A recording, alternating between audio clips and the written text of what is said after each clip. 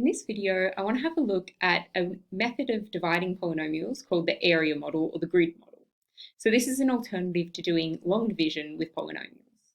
So before we start looking at how we can use this method to divide polynomials, I want to have a look at multiplying polynomials using the area method instead. Our question asks us to expand x squared plus 2x minus 2 times 2x plus 3. We're going to have a look at this and treat it as an area problem. So this dimension of one rectangle, and this is the other dimension of our rectangle. So because this first bracket has 3 terms in it, we've split our rectangle into 3 columns. And because this bracket has 2 terms, we've split our rectangle into 2 rows. Then we're going to label these. So this is our x squared term, our 2x term, our minus 2 on that one, and then we've got our 2x plus 3 down the side. So our 2x and our 3.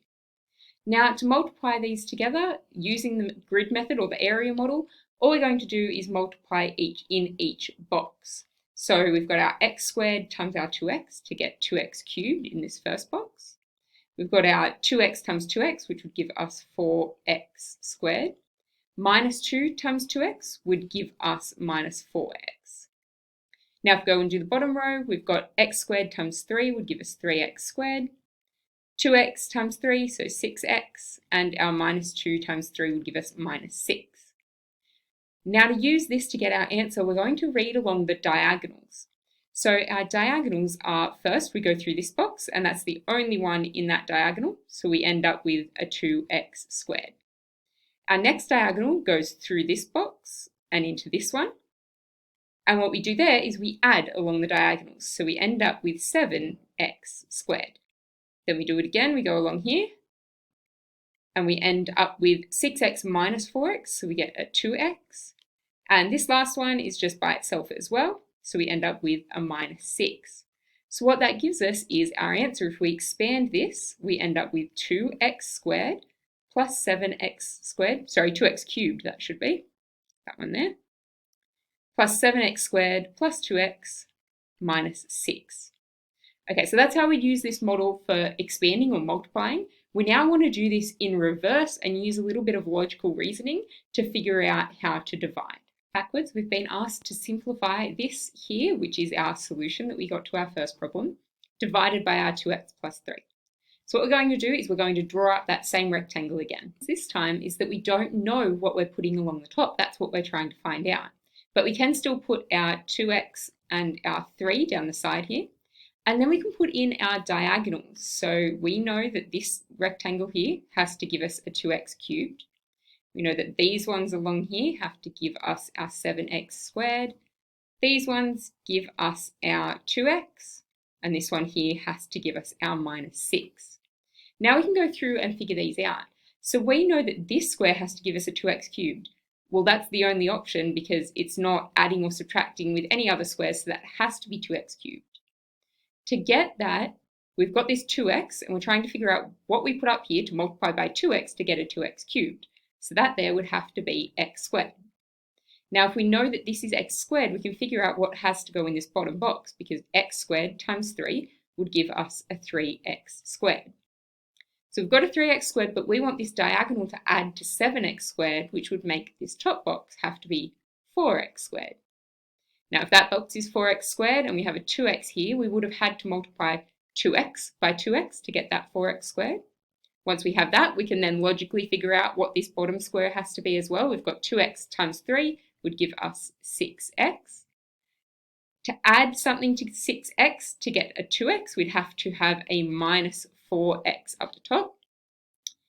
And that means that up the top here, something times 2x to give us our minus 4x would have to be our minus 2. Now we've got our solution here, maybe.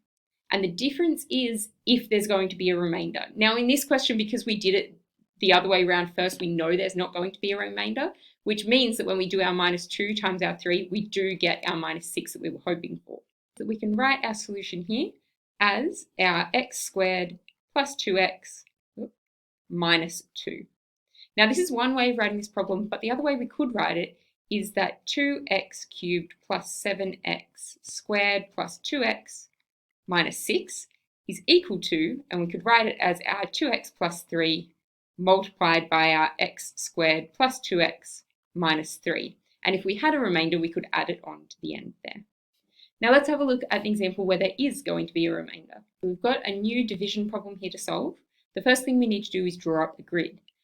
To figure out how many columns our grid has to have, one way we can do it is to have a look at the power of x up the top and the bottom. So we've got an x to the power of 4 and an x down the bottom. If we divide those, we're going to have an x cubed, which means that our grid is going to need space for an x cubed term, an x squared, an x, and a constant term. So we're going to need 4 columns in our table, and the denominator here, or the divisor, is what's going to give us the number of rows that we need. So we need 2 rows in this question. Okay, so to set this up, we're going to have our x and our minus 2 down the side. That's from the denominator. And then we can have a look at what our diagonals are going to be. So this square here is going to have to give us our 3x to the power of 4 term. This diagonal here is going to give us our minus 4x cubed. Now this one is going to give us our x squared term, but there is no x squared term, so that means we need it to come out to give us 0x squared. This next one is going to give us our x term, which is 4x, and then we've got our constant on the end, which is our minus 8. So if we go through and work that out, our 3x to the power of 4 has to be in that square there. If we divide that by x, that'll give us our 3x cubed up the top. 3x cubed times by minus 2 will give us minus 6x cubed.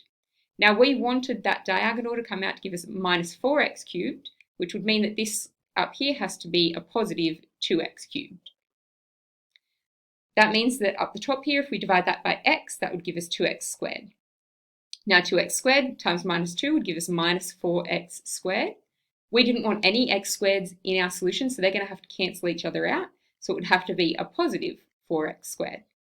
Divide that by x, we get our 4x, times that by our minus 2, we get our minus 8x. Now we wanted this diagonal to add to 4x, which means this one is going to have to be 12x. We divide by x to get our 12.